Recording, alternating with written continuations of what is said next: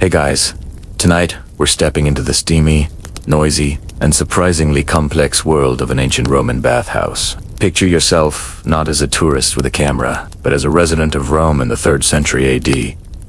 Dust on your sandals, and the day's work still clinging to you like a second skin. You're about to enter a world of echoing marble halls, lukewarm gossip, and questionable hygiene standards that would make a modern health inspector weep. Frankly, given the rampant germs, the occasional brawl, and the fact that a key part of your spa day involves being scraped with a metal blade, you probably won't survive this. So, before you get comfortable, take a moment to like the video and subscribe, but only if you genuinely enjoy what I do here. As always, I'd love to see you post your location and local time in the comments below. It's a great way to feel connected even as we drift off. Now, dim the lights. Maybe turn on a fan for that soft background hum. And let's ease into tonight's journey together. The afternoon sun is relentless, beating down on the cobblestones and making the air shimmer above the endless rooftops of the city. You trudge along the well-worn street, the noise of merchants haggling, cartwheels groaning, and dogs barking a familiar urban symphony. But ahead of you, something immense blots out a significant portion of the sky. It's not just a building, it's a landmark, a monolith of brick, marble, and concrete that sprawls over dozens of acres. This is your destination. The Thermae, the great imperial baths. From blocks away, you can feel its presence. A low, continuous roar, like a contained ocean, emanates from its walls. The sound of thousands of voices bouncing off vaulted ceilings and tiled floors. The air around it is different, too, thick with the scent of wood smoke from the furnaces, cooking oil from the innumerable food stalls clinging to its outer walls, and the faint, humid promise of steam. You draw closer, navigating the swarm of activity that orbits the bathhouse like a cloud of frantic moons. It truly is a city within a city. There are snack sellers hawking honey cakes and sausages, their voices sharp and insistent. You see professional depilators advertising their services with theatrical plucking demonstrations on brave volunteers, whose yelps are mostly drowned out by the general din. There are masseurs, barbers, and even a few seedy-looking fortune-tellers, promising to read the grime on your tunic for a small fee. It's a chaotic, vibrant ecosystem thriving on the endless river of people flowing in and out of the main gates. You dodge a group of rowdy soldiers and sidestep a politician whispering earnestly to a client. And finally, you stand before the entrance. The scale is almost impossible to comprehend. The arches above you are cavernous, large enough for a giant to walk through, and every surface seems to be covered in intricate carvings or gleaming marble veneers. This particular complex, perhaps the Baths of Caracalla, or was designed to accommodate over 3,000 people at any one time, a staggering feat of engineering and social planning. You pause for a moment, letting the sheer grandeur wash over you. It's more than a spa. It's a statement. A declaration from the emperor that Rome is magnificent, powerful, and cares for its citizens, or at least wants them to be distracted and relatively clean. You pay your entry fee, a single, tiny bronze coin, called. It's a laughably small amount, less than you'd pay for a loaf of bread, making this luxury accessible to nearly everyone, from the senator to the shoemaker. Historians still argue whether the absurdly low price was a genuine act of public goodwill, or a calculated political move to keep the restless masses happy and docile. Either way, for the price of pocket lint, you've just purchased a ticket to an afternoon of blissful escape. You step through the towering archway, leaving the dust and clamor of the Roman street behind, and walk into a world of echoing stone, humid air, and rising anticipation. The journey has just begun. The cool, cavernous interior swallows you whole, and the shift in atmosphere is instantaneous. You've entered the appetitorium, the grand changing room, and your first impression is of noise and bodies. A cacophony of greetings, arguments, and laughter bounces off the high, vaulted ceiling, mingling with the slapping sound of hundreds of bare feet on mosaic floors. The air is thick and heavy with the smell of sweat, damp stone, and the scented oils worn by the wealthier patrons. It's a vast, echoing chamber lined with stone benches, which are currently occupied by a jostling, chaotic, cross-section of Roman society. Senators are here. They're pale, fleshy bodies, indistinguishable from those of the humble artisans beside them. Soldiers, their muscles still hard from drills, are laughing loudly in one corner, while a group of merchants discusses shipping rates in another. There is no privacy here. The concept seems entirely alien. You are immediately part of the throng, a single naked body among 1,000 others. You scan the room, looking for a sliver of space on a bench. Finding one, you sit, the cold stone a welcome shock against your skin, and begin to undress. You unlace your sandals, dusty from the street, and slip off your tunic, which is already slightly damped with sweat. All around you, the business of the city continues, merely relocated. This is Rome's living social media feed, a place to see and be seen, to catch up on the latest political scandal, to hear the freshest gossip about who is divorcing whom, and to make business connections. It is a fundamental part of the day's rhythm, a social obligation disguised as leisure. As you fold your clothes, you become acutely aware of the room's primary danger, one far more immediate than catching a chill. This place is a paradise for thieves. The Fjord's Balneary, or bathhouse thieves, are a notorious pestilence. They are masters of the quick snatch, blending into the nude crowd. And your folded tunic, your sandals, and most importantly, the small coin purse you tucked away are prime targets. Losing your clothes would be more than an inconvenience. It would be a public humiliation, forcing you to find a way home wearing nothing but a drip-dry layer of shame. You see the evidence of this constant threat all around. Some men have brought their own slaves, who stand guard over their master's belongings with a weary, watchful eye. Others, like you, must entrust their possessions to the niches, the small cubbyholes called loculi, carved into the walls. They offer no lock, no security, just a hope and a prayer. This very real problem has led to a fascinatingly spiritual form of insurance: the curse tablet. All over the empire, archaeologists have found thin lead sheets nearby, inscribed with furious prayers to the gods, asking for divine retribution on the unknown thief who stole a pair of sandals or a favorite cloak. It's a bit like filing a police report with the god Mercury, asking him to inflict boils, insomnia, and perhaps a touch of existential dread upon the perpetrator. For a slightly more practical solution, you can hire a capsarius, a slave who specifically guards the kubi. Historians still argue whether these were official bathhouse employees or part of an informal, freelance economy that sprung up around the patron's anxieties. You spot one nearby and hand over your bundle of clothes, along with another tiny coin. He shoves it into one of the loculi, and then leans against the wall, affecting an air of boredom that isn't entirely reassuring. You're essentially paying him to watch your things, hoping he's more loyal to you than to the guy who might offer him a denarius for your fancy brooch. It's a strange,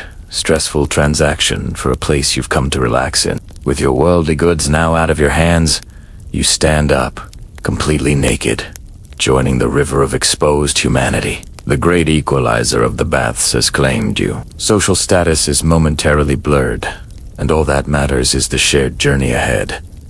Through sweat, steam, and a whole lot of scraping, you take a deep breath of the humid air and head for an arched doorway, leaving the chaos of the changing room behind for the slightly more organized chaos of the exercise yard. You step through the archway, and the world changes again. The enclosed, humid dimness of the changing room gives way to a vast, sun-drenched courtyard. This is the exercise ground, and the air here is drier, filled with floating dust motes, dancing in the brilliant shafts of light. The sound is different, too less of an echoing din, and more of a collection of distinct, energetic noises. The rhythmic thud of a heavy bowl being thrown, the grunts of men lifting weights, sharp cries of victory or playful defeat from wrestlers, and the constant, low murmur of conversations happening in the shaded porticos that line the courtyard. Your bare feet leave the cool mosaic of the corridor and sink slightly into the soft, sandy ground of the exercise area. It's a chaotic outdoor gym where the membership fee is zero and the personal trainers are just your fellow citizens shouting mostly unhelpful advice from the sidelines. All around you is a panorama of Roman masculinity in motion. In the center of the yard, a group of powerfully built men are engaged in a bout of wrestling or lactate. Their bodies are already slick with a mixture of sweat and olive oil, glistening in the sun as they grapple and strain. It's a popular pastime, less about formal rules and more about leverage, strength, and seeing who gives up first, usually when their face is being gently but firmly pressed into the dirt. Nearby, a few men are working with halters,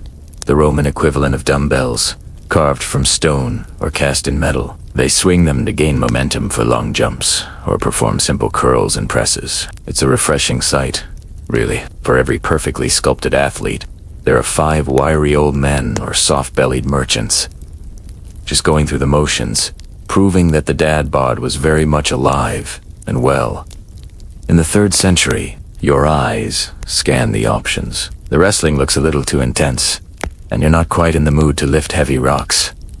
Then you spot the ball players. Ball games are immensely popular, and they range from the simple to the surprisingly complex. A few men are playing a game of catch, while another group is engaged in trigon, a frantic game where 3 players in a triangle try to catch and throw multiple balls at once, testing their reflexes and hand-eye coordination. But the biggest crowd is gathered around a game of harpestum, a rugged, fast-paced sport that's something of a cross between rugby and keep-away. It involves a small, hard ball, and the objective is to keep it away from the opposing team through a combination of speed, agility, and what looks like a fair amount of tackling. The entire point of this pre-bath exertion wasn't necessarily about getting fit in the modern sense. The primary goal was to work up a moderate sweat, to get the blood flowing and open up the pores of the skin. This prepared the body for the sequence of hot rooms to come, making the cleaning process more effective. Historians still argue whether the average Roman viewed this as a genuine athletic endeavor, or simply a necessary social warm-up. For most, it seems the latter was true. It was another stage for social interaction, a place to challenge a friend, impress a peer, or simply shake off the dust and stiffness of the workday. You decide on a less aggressive option and join a small group, tossing a light, air-filled ball, a pila. It's relaxing and companionable. You fall into the easy rhythm of the game, the light exertion warming your muscles and the casual banter warming your spirit. You're not trying to win, you're just participating, becoming one more moving part in this grand, sweaty machine of Roman leisure. After 10 minutes, a light film of sweat coats your skin. You feel limber, pleasantly warmed, and ready. The real purpose of your visit is calling. You toss the ball one last time to your new acquaintance, give a nod of thanks, and turn toward the entrance to the bath block proper. It's time to start the bathing ritual. You push through a heavy wooden door, leaving the sunlit clamor of the exercise yard behind you. The change is profound. You're now inside the bath block proper, and you've stepped into the tepidarium. To warm room, the first thing you notice is the quality of the air. It's not steamy, not yet, but it's thick with a gentle, enveloping warmth and humidity. It feels like walking into a soft, warm cloud. The sound drops from the energetic shouts of the palestra to a more civilized, resonant hum. Conversations are softer here, cushioned by the moist air and the sheer scale of the room. Your bare feet pad across a floor that is surprisingly, wonderfully warm. A deep, radiant heat that seems to rise from the very stone itself. A pleasant shock that travels up through your ankles and begins to soothe your entire body. This chamber is the heart of the bath complex, the central hub from which all other rooms radiate. It's an architectural masterpiece designed to impress. The ceiling soars high above you, a symphony of arches and vaults, adorned with vibrant mosaics that glitter faintly in the diffuse light filtering through high, clear-story windows. The walls are clad in panels of multicolored marble, and statues of gods and heroes gaze down from their niches with stony indifference. In the center, a fountain might trickle water into a basin, the sound a constant, calming counterpoint to the low murmur of voices. This isn't a place for action, it's a place for transition. Your body, still buzzing from your light workout, needs to slowly acclimate to the temperatures to come. And this room is the perfect, luxurious decompression chamber. You see men lounging everywhere. They sit on the wide marble benches that line the walls, their bodies relaxed, their conversations unheard. This is the grand lobby of the Thermae, the place to meet your friends, to wait for a straggler, or simply to sit and exist for a while. You see a senator you recognize from the forum, his eyes closed as he leans his head back against the cool marble wall. A group of off-duty legionaries are quietly discussing their last posting in Britannia, their powerful frames seeming out of place in such a relaxed setting. It's a waiting room, a social club, and a work of art all in one. You find an empty space on a bench and sit down, feeling the warmth of the stone seep into your muscles. The light sheen of sweat you worked up in the palestra now feels different, mingling with the heavy moisture in the air. As your eyes adjust, you notice some of the finer, and frankly stranger, details of the scene. In a corner, a wealthy patron is undergoing some personal grooming. An attendant slave, an Alapolis, is working diligently on his master's armpits with a pair of bronze tweezers, or volsil. A hairless body was the height of fashion and a sign of class, and for many Romans, the battle against body hair was relentless. You could just about hear the faint, high-pitched yelps over the gurgle of the fountain. Other men might be using pungent depilatory creams, their sharp chemical smell occasionally cutting through the general humidity. It's a slightly bizarre, very public ritual that seems completely normal to everyone here. One man's spa day is another man's full-body waxing session, apparently. You land bike, allowing the gentle heat to do its work. Your pores are beginning to open. Your breathing has slowed, and the lingering tension from your day is melting away. Historians still argue whether the tepidarium was a venue for serious intellectual debate, a sort of naked philosophical salon, or if its primary function was for the mundane exchange of gossip and business chatter. Judging by the snippets of conversation, you overhear a complaint about the price of grain, a juicy rumor about an imperial freedman, a debate over a gladiator's performance last week. It seems the less lofty interpretation is probably closer to the truth. After 15 or 20 minutes, you feel a deep, thorough warmth. You're no longer hot from exertion, but heated from the outside in. You are fully acclimated and ready for the next stage of the journey. You give a nod to the man next to you, rise from the bench, and walk toward the next doorway, one from which a visible wave of heat seems to shimmer. It's time to embrace the fire. You move toward the designated archway, and even before you pass through it, you feel the difference. A wave of intense, wet heat, like the breath of a dragon, washes over you, pushing through the heavy, perpetually damp curtain that covers the entrance. You step into the caldarium, the hot room, and the world dissolves into steam and noise. The air is a thick, soupy blanket, so saturated with moisture that you can almost chew it. Within seconds, a new layer of sweat, distinct from the gentle perspiration of the tepidarium, bursts forth on every inch of your skin. Visibility is limited. The far side of the massive chamber is a hazy, indistinct blur, populated by shimmering, ghostly figures. The sound is louder here, more boisterous and unrestrained. The gentle murmur of the warm room has been replaced by a lively roar, the acoustics of the domed, wet space amplifying every splash, shout, and booming laugh into a chaotic symphony. The heat is a physical presence, rising from the floor through the soles of your feet and radiating from the marble-clad walls. This is the engine room of the bathing experience, and its primary purpose is to make you sweat profusely. All around the perimeter of the room are rectangular hot water pools, the alvea, filled with steaming water and even more steaming Romans. They are packed shoulder to shoulder, a great simmering stew of humanity, gossiping, arguing about chariot factions, and conducting business with a shocking degree of informality. You can just imagine a shipping magnate closing a deal for 1,000 amphorae of Spanish olive oil while half submerged in what is essentially a giant public hot tub. It's like a board meeting, but with more nudity and a much higher chance of dehydration. You find a space in one of the less crowded pools and carefully lower yourself in. The water is almost uncomfortably hot, but you grit your teeth and sink down to your shoulders. A wave of blissful surrender washing over you as your muscles release their last vestiges of tension. The water is heated by the same ingenious hypocaust system that warms the floors and walls, a constant flow ensuring it remains at the perfect temperature to draw out every impurity from your body. As your eyes adjust to the soupy atmosphere, you notice a man in the center of the room, chest puffed out, head thrown back, bellowing out a popular song, completely off-key. This is the dreaded bathhouse singer, a figure of fun and eternal complaint in Roman literature. The philosopher Senecan, who once lived above a bathhouse, wrote at length about the cacophony that assaulted his ears, from the grunts of the weightlifters to the annoying singer who never stopped admiring his own voice. It's ancient karaoke,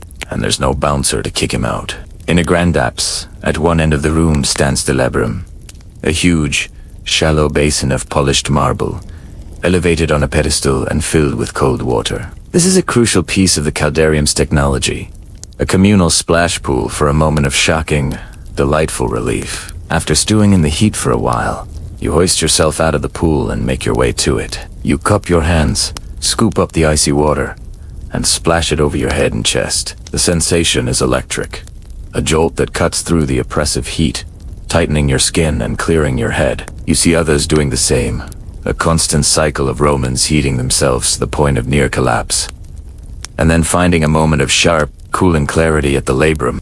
Historians still argue whether the extreme informality of the caldarium truly erased social hierarchies, or if subtle cues of statusy, quality of one's friends, the presence of an attendant slave waiting just outside remained fiercely in place. Looking at the senator happily splashing water on a bricklayer, you suspect the lines were, at the very least, wonderfully blurred for a few hours. Your body is now glowing red, your pores are wide open, and you feel thoroughly cooked.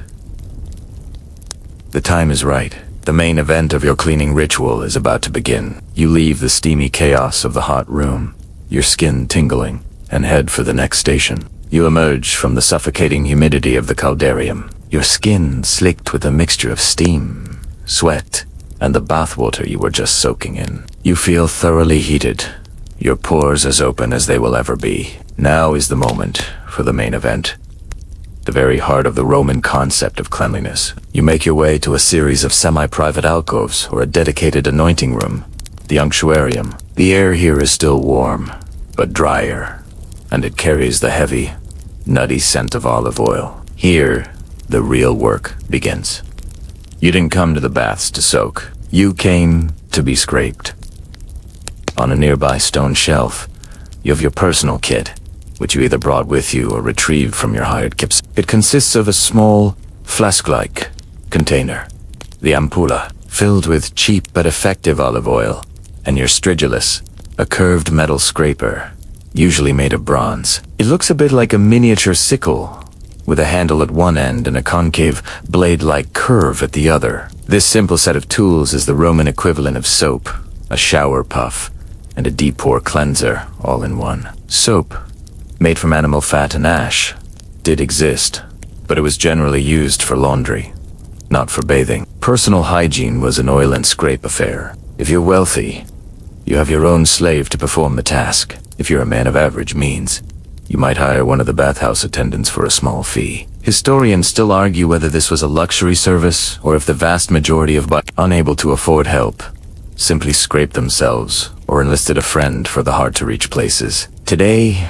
you've decided to spring for the professional service. An attendant, a wiry man with powerful forearms, approaches. He takes your ampulla and, without much ceremony, begins to liberally pour the olive oil all over your body. It's not the fragrant, extra virgin stuff you'd use on a salad. This is functional, mass-produced oil, the ancient equivalent of industrial lubricant. It rubs it in, coating every inch of your skin in a warm, viscose sheen. You are now a well-oiled, human-shaped canvas, ready for the artist and his blade.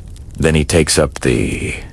You brace yourself slightly as he places the cool, smooth curve of the metal against your oiled shoulder and pulls down with firm, steady pressure. The sensation is bizarre. It's not sharp or painful, but it's an intense, scraping pressure that you feel deep in your skin. With age past, the strigil removes not just the excess oil, but also a shocking amount of dirt, dust, dead skin cells, and sweat that has been lifted from your open pores. You look down and see thick, grayish curls of gunk, the strigmentum being scraped away and occasionally flicked onto the floor. It's simultaneously disgusting and profoundly satisfying. This is the physical evidence of your cleansing, a visible confirmation that the filth of the city is being literally peeled off you. The attendant works methodically over your entire body, your chest, your back, your arms, your legs. There is no concept of privacy or modesty here. It is a purely functional process. And this leads to one of the most wonderfully strange tidbits of Roman life. This collected gunk, the strigmentum especially if scraped from a famous gladiator or athlete, was considered valuable. It was gathered, decanted into small pots, and sold to women as a surprisingly high-end cosmetic. It was believed to be a potent face cream, and some even considered it an aphrodisiac. So, as you stand there being you can ponder the fact that your personal filth could, in theory, be someone else's luxury beauty product. It's a good reminder that the past is a very, very weird place. After the final pass of the strigil, the attendant gives you a nod. You are now officially clean. Your skin is reddish, tingling, and smoother than it has been all week.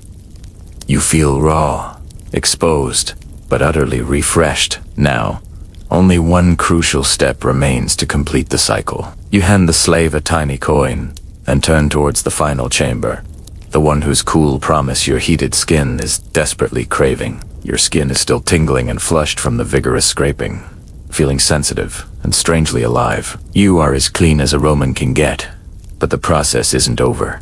The final, crucial step of the bathing cycle awaits. A trial by ice. After a trial by fire, you walk out of the warm anointing area and into the most colossal chamber of the entire complex. A room so vast and opulent it feels more like the throne room of a god than a public facility. This is the frigidarium, the cold room. The change in temperature is abrupt and shocking. The warm, humid air is gone, replaced by a cool, clean atmosphere that feels blessedly fresh in your lungs. The scale of the room is breathtaking. A massive, barrel-vaulted roof, perhaps even a cross vault, soars 100 feet above you, supported by towering marble columns that look like they were stolen from a giant's palace. The centerpiece of this grand hall is the pool. Or rather, the pools. There are often several, but one always dominates. A massive, deep, rectangular swimming pool. The Natatio, that is more like a modern Olympic pool than a simple plunge tub. The water is crystal clear and ominously still, reflecting the ornate mosaics and colossal statues that line the walls. You see the statue of Hercules, his muscles bulging in gleaming marble, looking down on you as if to question your own fortitude. This is the grand finale, the system shock designed to close the pores that the heat so effectively opened, to invigorate the body and sharpen the mind. It's the ancient equivalent of a polar bear plunge, and there's no easing into it. You walk to the edge of the main pool, your feet padding on the intricate mosaic floor, which now feels decidedly chilly. All around you, men are in various stages of embracing the cold. Some are splashing and playing, their shouts echoing in the vast space. Others are swimming serious laps, their powerful strokes cutting through the placid water. But most are gathered at the edges, hesitating, just as you are now. You see a man take a deep breath, puff out his chest in a display of bravado, and then cannonball into the water with a huge splash. And an immediate, high-pitched yelp that completely undermines his stoic posturing. It's a moment of universal, timeless comedy. There's no use delaying the inevitable. You take a final, deep breath of the cool air, and you jump. The shock is absolute. The icy water envelops you in a full-body gasp, a breathtaking, heart-stopping clench that seems to suck all the air from the world. For a moment, you can't think, can't breathe. It's a pure, primal sensation that obliterates the lingering, hazy warmth of the caldarium. Your skin, which was red and open, tightens instantly. The Romans believed this was essential for health, a way to seal the body against drafts and sickness after the intense heat. It's the principle of vasoconstriction, a physiological shock to the circulatory system that they understood through practice, if not through science. It was the key to feeling not just clean, but hardened and revitalized. After the initial shock subsides, a new feeling emerges, an exhilarating clarity. Your mind, which was lulled into a sleepy stupor by the heat, is now wide awake and sharp. You paddle for a moment, the cold water feeling less like an assault and more like a vibrant, energetic embrace. It's here that some of the most powerful men in the world would have bathed alongside commoners. It's a quirky and well-documented fact that emperors like Hadrian, made a point of swimming in the public frigidarium, with the people and his soldiers, a calculated act of political theater that demonstrated his connection to the common man. It's hard to imagine a modern head of state doing their laps at the local YMCA. Historians still debate the primary social function of this enormous room. Was it merely the dramatic final step in the bathing process? Or was it the true social heart of the thermi, a place where people lingered for hours after their bath, swimming, lounging, and socializing in a way that the hotter, more intense rooms didn't allow? Given its size and grandeur, it was likely both. You swim to the edge and hoist yourself out, your body buzzing with energy, your skin feeling tight and alive. The bathing ritual is complete. You have been sweated, boiled, scraped, and shocked.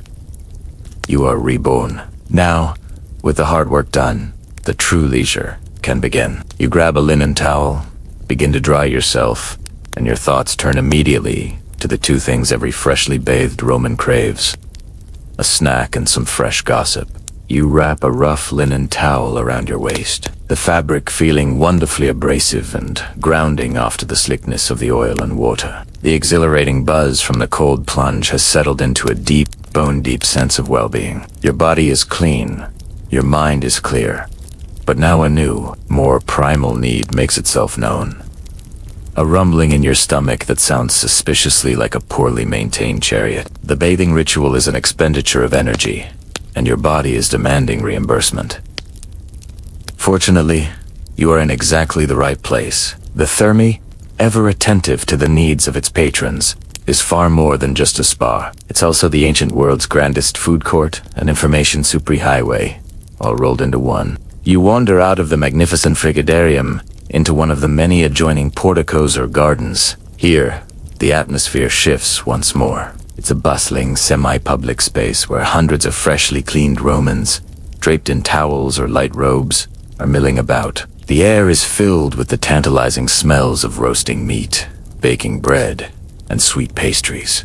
A stark and welcome contrast to the mineral scent of the bathing halls. You've entered the commercial heart of the complex, a network of small shops and mobile vendors that caters to every post-bath craving.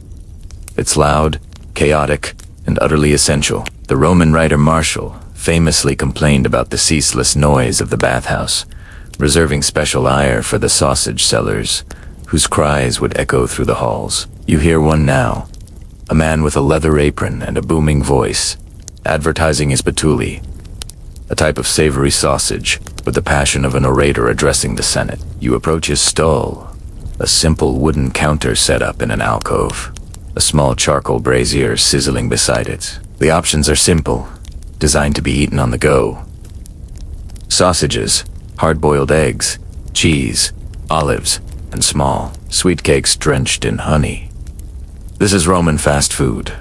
Cheap, salty, and satisfying. You hand the vendor a small coin and he hands you back a hot, greasy sausage wrapped in a piece of flat. You find a spot on a nearby bench, the stone still warm from the afternoon sun, and take a bite. The salty, spiced meat is an explosion of flavor, a perfect reward for your earlier exertions. As you eat, you listen.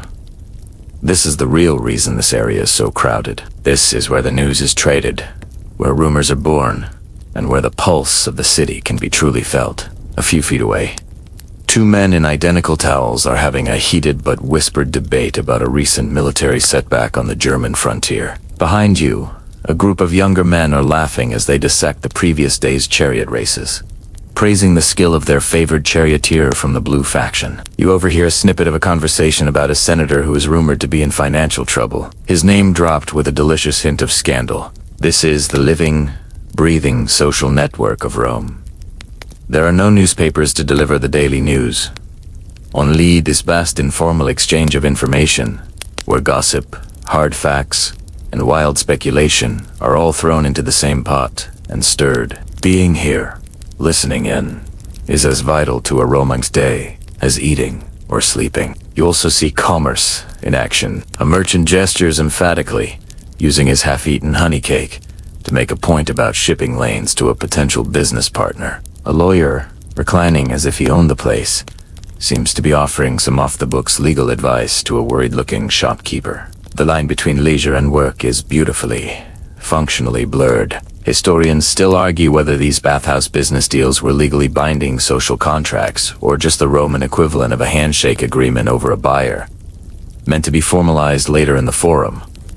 Either way, countless transactions, from the trivial to the significant, are being negotiated all around you. You finish your sausage, licking the last of the grease from your fingers. You feel sated, informed, and thoroughly reconnected to the rhythm of Roman life. But the day is not yet over, and the thermi has more to offer than just heat, water, and food. Your body is relaxed, your stomach is full, and now you feel a desire for a quieter, more refined form of leisure. With the satisfying weight of the sausage in your stomach and the lingering buzz of 100 conversations in your ears, you feel a pull towards something more serene. The energetic chaos of the baths and the commercial bustle of the food stalls have served their purpose, but the thermi has yet another face to show you, one that is quieter, greener, and altogether more civilized. You leave the crowded portico behind and walk through a wide, columned passageway that opens into the gardens. The transition is as immediate and refreshing as the plunge into the frigidarium. The noise of the complex fades,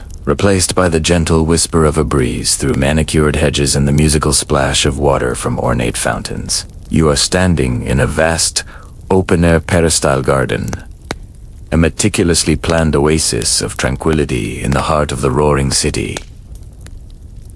The contrast is stunning. You've just spent hours in enclosed, echoing halls of marble and steam, and now you are under the open sky, walking on soft grass pathways that wind between geometric flower beds and rows of shady cypress trees. The air smells of damp earth, blooming roses, and the sharp, clean scent of clipped boxwood. It's a space designed for contemplation and gentle recreation. All around you, people are enjoying the peace. An old man sits on a marble bench, his face turned up to the sun, looking utterly content. A pair of friends stroll along a gravel path, their conversation a low, intimate murmur, whirled away from the boisterous gossip you heard earlier. In niches along the garden walls, statues of muses and philosophers look on, their stone expressions suggesting a state of perpetual calm.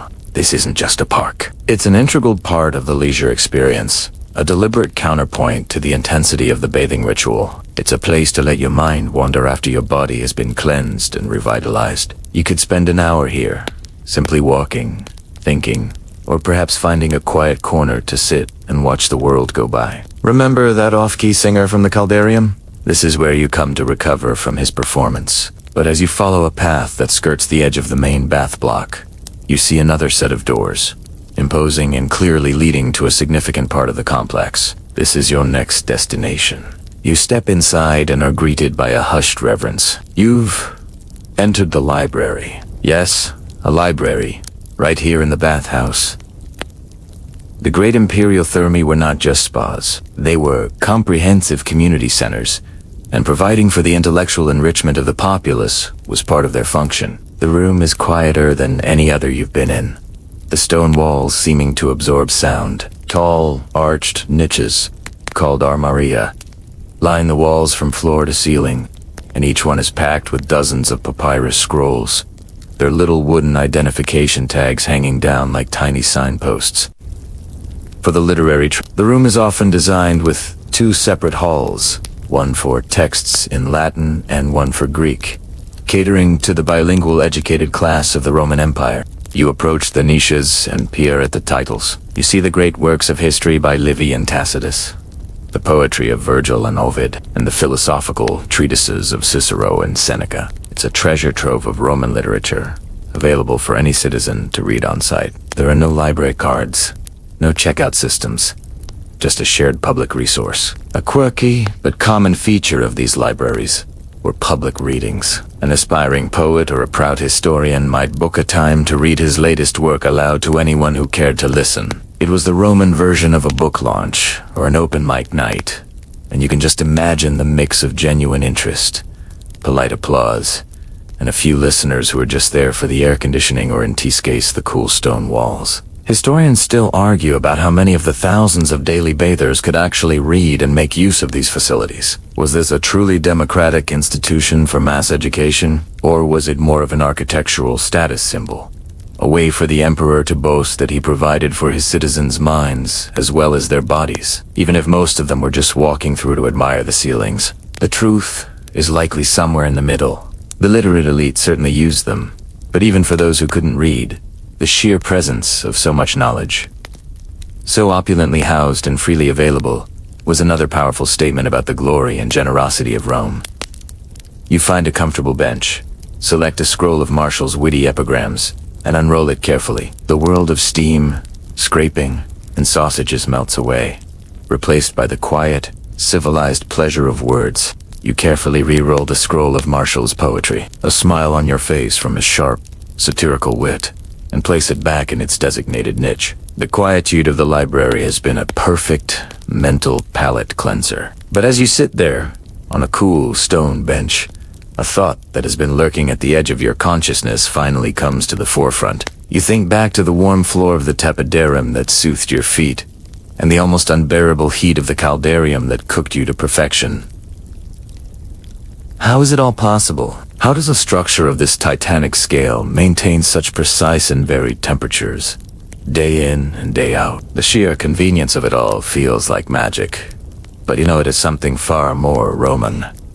Brutal, ingenious, world-changing engineering. Your curiosity piqued. You decide to leave the realm of the patrons and seek out the heart of the machine. You find a side door, a plain, unadorned thing you wouldn't normally notice, and slip through it. You are immediately in a different world. The polished marble and intricate mosaics of the public spaces vanish, replaced by rough-hewn stone and functional, soot-stained brick. The air, once serene and cool, is now hot, dry, and choked with the acrid smell of burning wood and hot ash. The quiet is gone, replaced by a low, hungry roar that grows louder as you descend a steep flight of stone steps. You're heading underground, into the bowels of the beast, the vast network of service tunnels that are the Bathhouses' circulatory system. It's a dim, labyrinthine world, and you can see why the public isn't encouraged to wander down here. You've enjoyed the 5-star meal.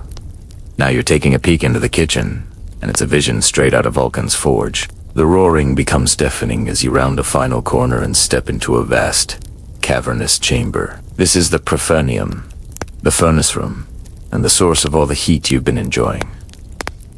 The scale of the operation is staggering. Before you, set into a massive brick wall, are the gaping maws of a dozen enormous furnaces, each one a fiery mouth, belching heat and glowing with a terrifying white-hot intensity. The heat in this chamber is a physical blow, a dry, baking wave that makes the air shimmer and your eyes water. And in this hellscape, men are working. They are the fornicators, the fornistokers, slaves whose entire existence is dedicated to feeding the insatiable hunger of the baths. Their bodies, lean and powerful, are black with soot and gleam with sweat. In a relentless, rhythmic ballet, they haul massive logs from towering piles and shove them into the inferno with long iron tools. It is grueling, dangerous, and ceaseless work. There are no holidays for the hypocaust. This is the engine, and you are looking at the pistons. The brilliant system it powers is called the hypocaustum. From these furnaces, the superheated air and smoke are not vented out of a simple chimney. Instead, they are channeled into a space about 2 feet high directly beneath the floors of the bathhouse. As an attendant briefly shows you by lifting a stone slab, you can see a miniature forest of short, stout brick pillars, the pilae, which support the entire floor of the rooms above, creating a raised floor called the hot gases from the furnace are drawn through this subterranean maze, turning the entire floor into one massive, continuous radiator. This is why the floor of the tepidarium felt so wonderfully warm. The system was most intense under the caldarium, which was placed directly over the furnaces for maximum effect. To heat the walls, the Romans used hollow, box-shaped tiles called tubuli, which were built into the walls and acted as flues, drawing the hot air upwards and turning the walls themselves into sources of radiant heat. You watch the slaves work, and it dawns on you just how much fuel this one complex must consume in a single day. The piles of wood are the size of small houses. The demand for firewood was colossal, a major driver of deforestation for hundreds of miles around Rome. Historians still argue whether the fuel supply was a masterpiece of Statran logistics, with dedicated forests and a fleet of barges. Ora consta, desperate scramble that permanently altered the Italian landscape. It's a sobering thought. The cost of this public luxury was measured in entire ecosystems. You stand there for a moment longer, mesmerized by the raw, brutal efficiency of it all. The contrast is almost too much to comprehend. Just a few feet above your head, a senator is relaxing in a warm pool, complaining about taxes, while down here, in the dark and the searing heat, an army of slaves feeds the fire that makes his comfort possible. It's the perfect metaphor for Rome itself. A beautiful, opulent world resting on a foundation of hidden, tireless, and brutal labor. You climb back up the stone steps, leaving the searing heat and the ghost-like figures of the furnace stokers behind. Pushing back through the plain service door, you re-enter the world of the patrons, and the contrast is as jarring as a plunge into the frigidarium. The air is clean, the light is bright, and the sounds are of leisure, not labor. But the idyllic, serene atmosphere you experienced in the library and garden seems to have evaporated as the afternoon wears on. The wine has started to flow more freely. The crowds have thickened, and the thin veneer of public civility is beginning to wear away at the edges. You are about to witness the other side of Roman leisure, the messy, argumentative, and sometimes seedy reality that lurked beneath the opulent marble surfaces. As you wander back towards the palestra, you pass a shaded alcove, where a group of men are huddled together, their voices a low, intense buzz of excitement and frustration. They are gambling. One man shakes a small leather cup, the Fritalus, with a flourish, the frantic rattle of the dice inside cutting through the general din. He slams the cup down on a small, portable board, and the men lean in, their eyes fixed on the outcome. A shout of triumph from one, a groan of despair from another. Gambling with dice, or LEI, was officially illegal for most of the year. A vice that was supposed to be confined to the wild festivities of the Saturnalia. But here in the Baths, a place that operated under its own informal set of rules, the law was cheerfully and universally ignored. It was the Roman equivalent of an office betting pool, only with more togas and a much higher chance of the argument ending in a fistfight. You continue your stroll, but your path is momentarily blocked. A man, his towel askew and his face flushed with wine, is loudly berating a snack vendor, his slurred lad in a comical torrent of abuse over the price of a honey cake. The vendor, looking bored and unimpressed, has clearly seen it all before. Drunkenness was common, an accepted, if sometimes disruptive, part of the bathhouse experience. Fights would break out over trivial Materza gambling dispute, an accidental splash, a perceived slight. Remember Seneca complaining about the noise? He also wrote about hearing the sounds of a thief being arrested and the subsequent brawl, all from his apartment above the bath. It wasn't a place for the faint of heart. It was a microcosm of the entire city, with all its passion, camaraderie, and sudden, senseless violence. In the darker, less trafficked corridors that connect the main halls, you notice a different kind of commerce taking place. Women, their makeup a little heavier, their smiles a little more fixed, linger in the doorways. These are the meretresses, prostitutes who found the baths to be an exceptionally lucrative place of business. It was a known and accepted part of the scene, if one that moralists loved to complain about. The environment was perfect for it. A huge, anonymous crowd of men, relaxed and disinhibited, with private alcoves and rooms readily available. Historians still argue whether the bathhouses were truly dangerous, crime-ridden places, or if the literary complaints from elite writers like Seneca and Martial were exaggerated for comedic or moral effect. Looking at the scene around you, it seems that while it might not be a den of thieves, it certainly wasn't the pristine temple of health it pretended to be. You find a bench to sit on for a moment, and your peace is immediately disturbed by a man nearby who is practicing his public speaking, his voice booming as he rehearses a legal argument for a case he has tomorrow. To him, this is a perfectly reasonable use of public space. To everyone else, he's just another source of noise in a world already full of it. You recall reading about the various pests of the baths.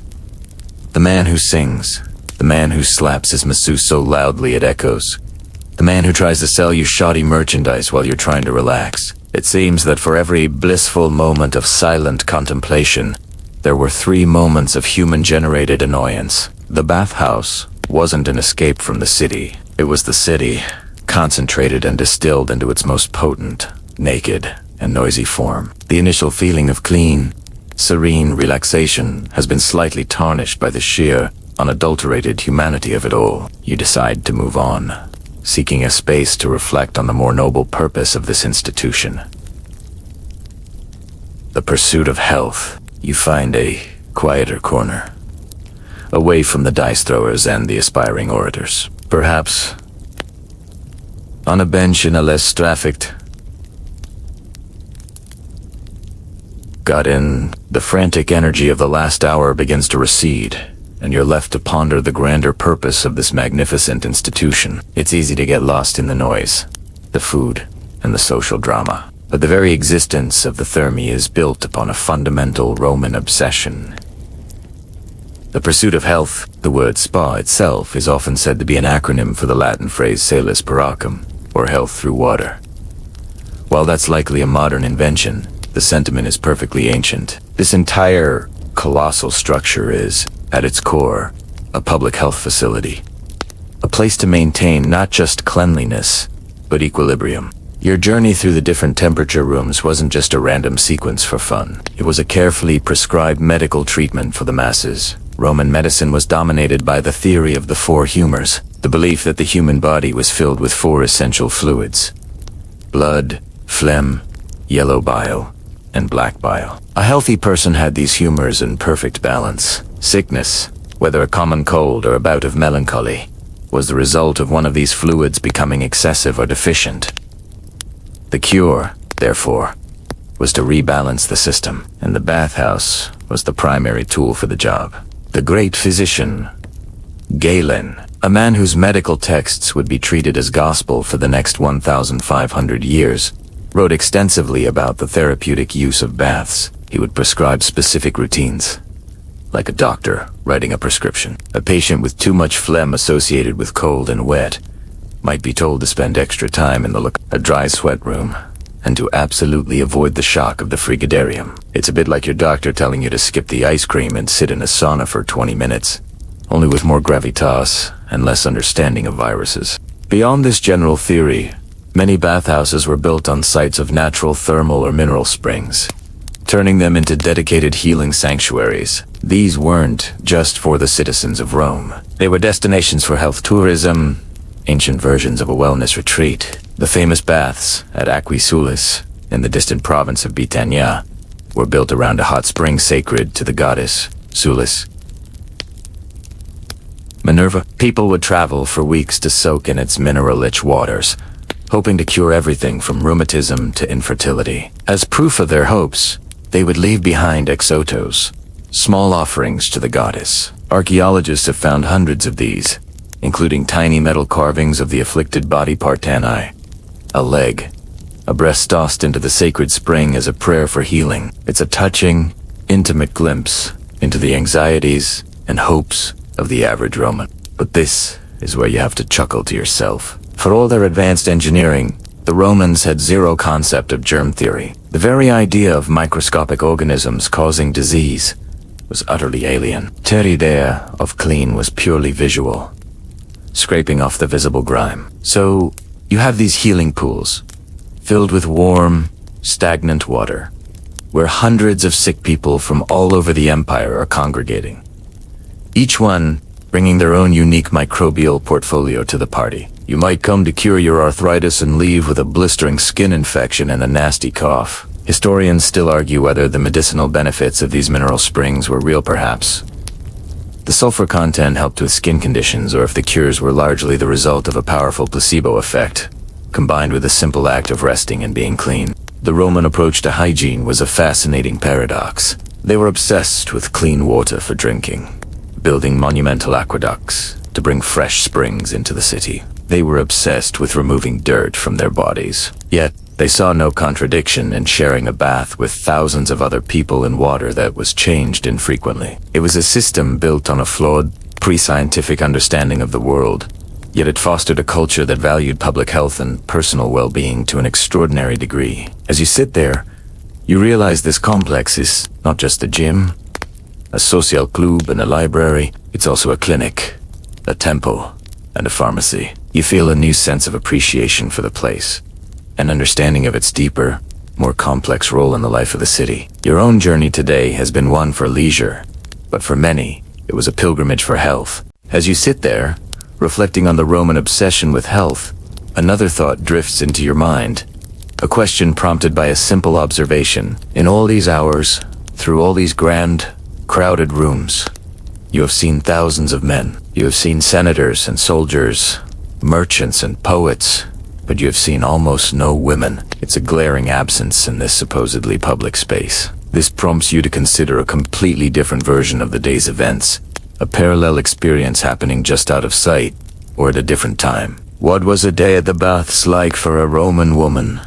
It wasn't the same. While you and your fellow men enjoy the peak hours of the afternoon, the women of the city have either already come and gone, or they're in an entirely separate, and almost always inferior, wing of the complex. For a Roman woman, the day's bathing would typically take place in the morning, from the early hours until around noon. After that, the main baths were turned over to the men. In some of the grander imperial thermae like the one you're in, there might be a dedicated, self-contained women's section, a bathhouse in miniature connected to the main block. But these facilities were invariably smaller, less opulent, and more crowded. The soaring, cross-vaulted ceilings of your frigidarium, unlikely.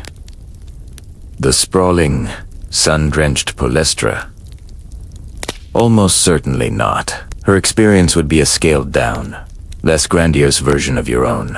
The architecture itself a constant reminder of a different social standing. Let's imagine her journey. She too would enter through an apodyterium, but the atmosphere would be different. The booming talk of politics, war, and chariot racing would be replaced by a high-pitched chatter about household management, the price of textiles, the latest scandals among the neighborhood families, and, of course, children. The air would be thicker with the scent of perfumes and cosmetics, not just the functional olive oil you used. She, too, would worry about thieves, but perhaps with even greater anxiety, as her jewelry and accessories would be more elaborate and tempting targets. She would be accompanied by her own slaves, and the social hierarchies, while still present among the men, would feel sharper and more fiercely observed here. She would move through the same sequence of room stepidarium, caldarium, frigidarium, but the activities within them would be subtly different.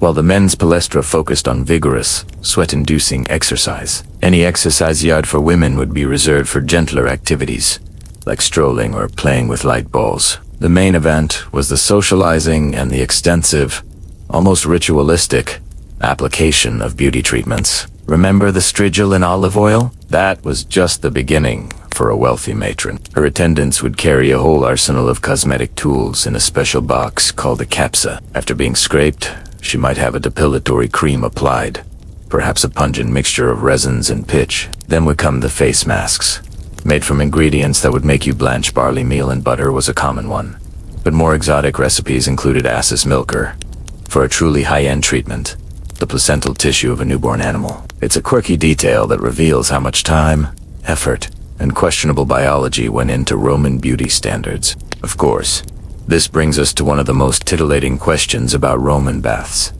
What about mixed bathing? Historians still argue vehemently about the extent and social acceptance of this practice. It seems to have been a fluctuating trend. Several emperors, including the very proper officially banned it, suggesting it was common enough to require a ban in the first place. Other, more libertine emperors seem to have permitted it. For the most part, it was considered scandalous and was the subject of furious condemnation from moralists, who saw it as a source of public degeneracy and adultery. For a respectable woman, being seen in a mixed bath would be social suicide. But for others, in certain establishments and during certain periods, it appears to have been a but not unheard of form of entertainment for your imagined respectable matron.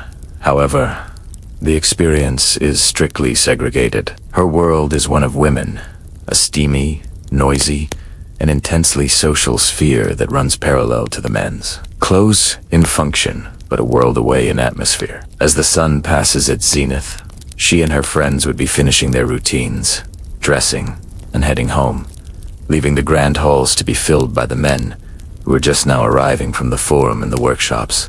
You rise from your bench, the thoughts of women's routines and ancient medicine swirling in your head. You decide to take one last, slow walk through the main halls.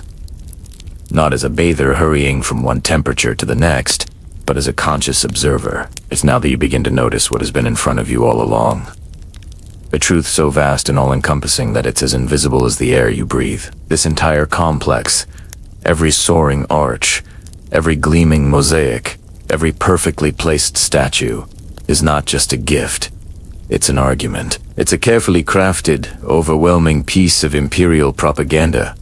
A PR campaign carved from 100,000 tons of travertine and marble. You wander back into the immense frigidarium, and this time, you don't just notice that it's big. You feel its size as a political statement. The ceiling is so high that it seems to create its own weather system.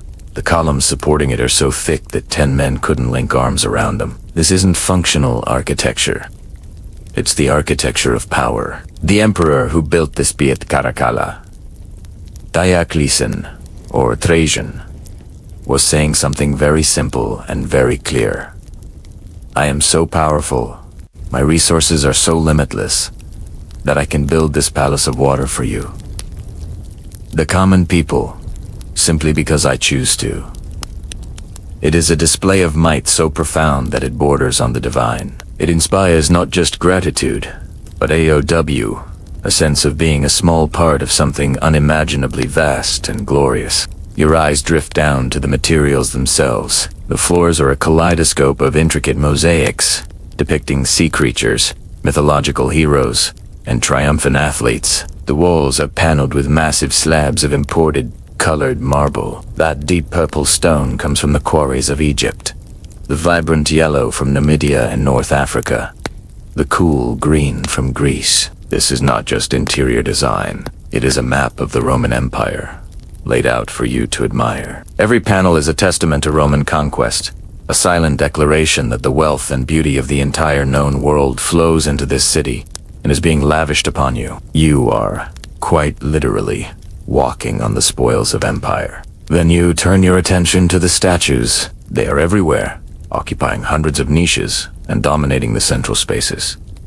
You see gods, emperors, and athletes, but your gaze is drawn to the most famous and imposing one, a truly colossal figure of Hercules. He is depicted not in the heat of his famous labors, but leaning on his club, weary and exhausted after their completion. It's a famous Farnese Hercules, a Roman copy of a Greek original, and its placement here is a stroke of propaganda genius. The message is twofold. On one level, it suggests that even the mightiest of heroes needs rest and rejuvenation, legitimizing the very concept of leisure. On a deeper, more political level, Hercules was a personal hero and a model for the emperor. The statue subtly equates the emperor's own labors on behalf of the state with the divine trials of the demigod. I, the emperor, it whispers, work tirelessly for you. Now, like this hero, you may rest in the comfort I have provided. Historians still argue whether the average Roman a shoemaker or a bricklayer consciously decoded these complex political messages. Did they look at the Egyptian marble and think of the province's grain supply? Did they see Hercules and ponder the emperor's virtues? Or did they just see a pretty wall and a statue with impressive muscles? The answer is probably that it didn't matter. The overall effect was the same.